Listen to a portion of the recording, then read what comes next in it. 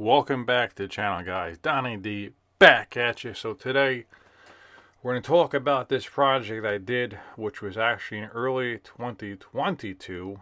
What the project took, what went on here, basically everything, I did here. Then I'm going to break down the labor and materials on my end, and so on and so forth. So stay tuned. Here we go.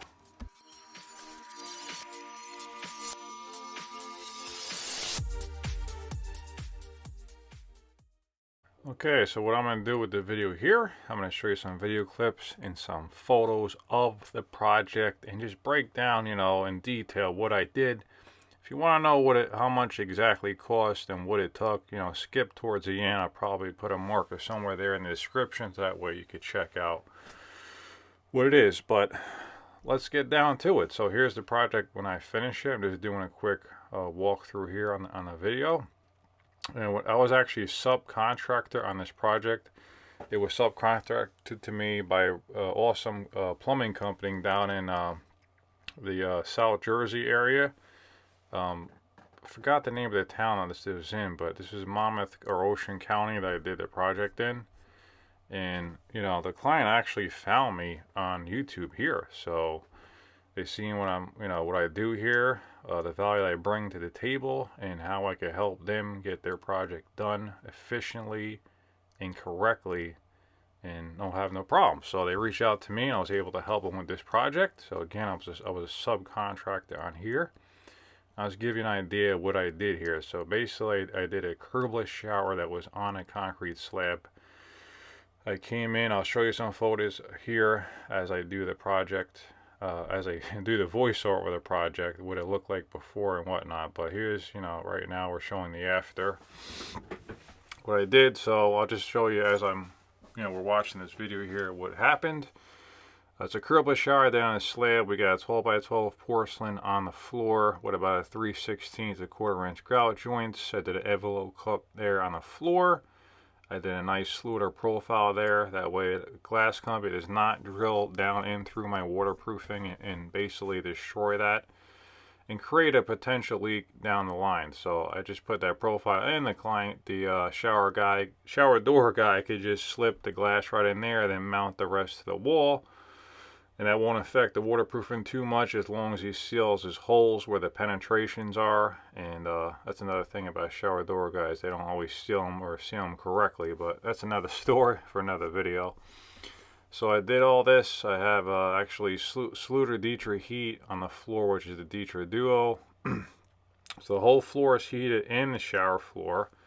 Two different zones there to get that to work. And then we got 24 by 24 porcelain tile on the walls. That's the thermostats, two of them there, one for each zone. You got a nice large niche in there. So pretty straightforward project here. Nothing crazy out of line, but it's definitely on your nicer end, at least with the wall tile. The floor tile was kind of basic, not my taste, but again, I'm here just to serve clients like yourself watching this, and whatever you pick I install. So I give my recommendations and whatnot, but it's not my house, it's not my home. They pay me to install and install correctly. There's a custom ramp transition I always do in a lot of projects. It slopes down with the metal profile. It caps off the edges.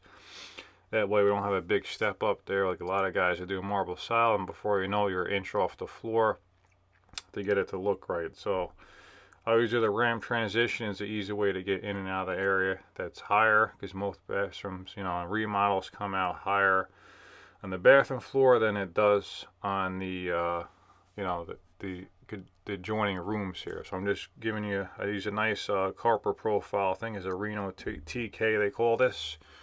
And you just tuck the carpet right under that and it finishes off nicely. So as far as what I did in this project, I did all the tile work. The slab was cut out for me. I came in and poured the concrete to fill that back in, then sloped the base with mud. Everything was down to the studs, and I'll show you exactly. Here were some photos, what it looked like and what I did and whatnot. So here we go. This is the client's home. They were nice enough to give me a lot of room in there. I actually protected the whole floor completely with plastic that goes down to the carpet. It actually sticks down, and I put a tarp down over the whole area to protect everything, I was able to use my wet saw everything in there. But here's a section of the wall that the stone had to be replaced. Here's a cutout section of the slab. The plumbing company did that for me. I came in afterwards. Here's what it looked like before. So you had old Leecher down. I actually had to take the cup grinder to grind that down to get it ready. Here's all the rough in with the studs. I actually had to do a little bit of framing there to get everything firmed up, ready for the wall board. Here's the shower base with the dirt and the drain plumbed up. So I basically packed it down real tight. Then I put concrete in there. That's the membrane on top of that. Poured a self-leveler, then I put a primer over that to get everything to work right with the Ditra. Here's again the framing. But I had to actually do 2 or 3 pours on this floor to get it close to level. Still wasn't perfect, but was in tolerances. Because the area was actually sloping out of the shower, so if they ever had water that came outside the shower, it would have started coming out. So I decided to do a leveler there to get it right. Here's the mud base there. This shower is really big too. It's about 6 foot by 3 foot. Here's the cable that's in. It's a pretty big bathroom too. I think it was about a 10 by 12 or 15 by 15, something like that. Here's a flood test passed. Here's a tile going down, the 12 by 12s, porcelain tile. Here's the rough layout of the floor before it got set. Wall tile going up, living system, get it lip free or at least minimize lippage. Nothing's perfect, but you get it as flat as possible. I had to screw out the walls in here as well to get them flat before the tile went up. Usually that's the case most of the times. Here's the finished pictures here of the job. A nice niche with mosaics in there, glass trimmed out with the pseudo profiles on the perimeter of it. Came out really good, so I'll go over everything and tell you what happened here. But here's again, I always silicone my inside vertical corners in the shower. The base I like to grout. I have my reasoning behind that. I'll probably make a video specialized for that, but everything else gets silicone in the inside corners. Here's more finished pics of it. A nice little toilet room there. And then I was doing my flying cleaning. So I'll go through my notes here, what I did. Okay, so again, I'll just give a quick summary of what I did here. Again, I was a subcontractor. I did all the tile work from the shower on the studs out and the concrete from the dirt. Actually, the concrete was down to the dirt in the shower area, so I packed that down, filled up with concrete, then did my mud to slope it to the drain. I had a cup grind the floor, and then I put a primer down, did a couple layers of self-leveler. I think I did 2 or 3 pours on that. Then I installed the Ditra heat, the cable. The electrician hooked that up. That was out of my scope of work. I just ran the cable, then ran up the wall. Then I basically put all the wall board up, waterproofed everything, flood tested it, and then I tiled all the walls in here and the floor and grouted. Silicone and caulk were all necessary, and then I was done as far as I was concerned on a project. But I'll give you my notes here about how much time I have into this project. And again, this was back in January of 2022. I did the project, so pricing was different than it is now. I'm recording this in the spring of 2023. Total hours I have on this project is 158 hours. Okay, see how many days I got. I got a total of 23 working days on this project.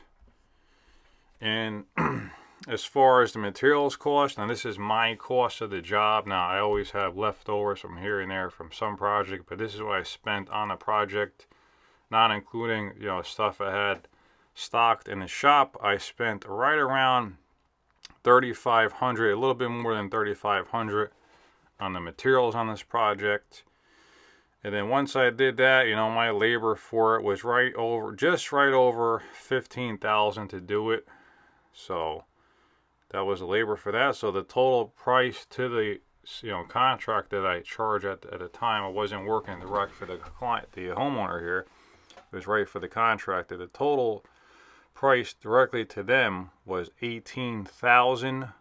$18,613. Like, once again, $18,613. So that's what this project took. That's what it entailed. So when you break it down by the hour, I made roughly $95 per hour. And at 23 days, I made $656 per hour. So at the time, that was actually not even hitting my numbers. And recording it now in 2023, I definitely need to be higher than that. But that's just, you know, with inflation, all that, and the economy actually tanking right now, my prices aren't too much more than that to try to keep the lights on. So that's the reality of it. But that's what happened. That's what I did here. If you have any questions at all, if I miss anything, whatever, write in the comments and I'll see how I can help you out. But this is a real world project. You know, I worked on this job completely solo. I didn't have any helpers, no other mechanics. I mean, nothing. I did everything in here. You know, I had 20 bags of concrete, 8 bags of mud for the base, and all the thin set, the Dietrich heat, a lot of materials, a lot of back and forth and whatnot. So otherwise, I hope you guys, again, enjoyed this, you know, in-depth video of this project about, you know, what it took, what was investment to the person paying. In this case, again, it was the contractor. So curbless showers, that is the new rave, and they need to be done correctly. So when you hire someone, make sure you reach out to someone like me that really cares what they're doing, wants it done right, and wants to have a long-lasting install for you and be able to stay in business and charge the correct numbers to, you know, to help clients like yourself in the future. So again, thanks for tuning in. My name is Donnie. I'll see you on the next video.